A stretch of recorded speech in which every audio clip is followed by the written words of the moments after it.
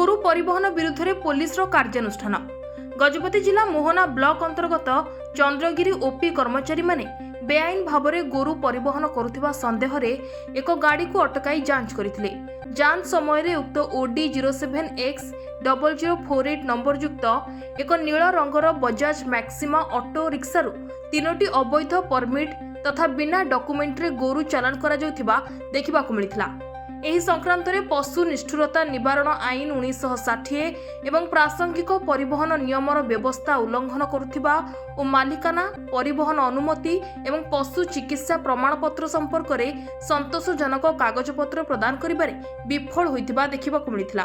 परे उद्धार करा जाइथिबा गोरुगुड़िकू उपयुक्त जंत्र एवं रक्षणाबेक्षण पई सुरक्षित भाव में जन अधिकार प्राप्त तत्वावधारकू हस्तांतर करा जाइथिला।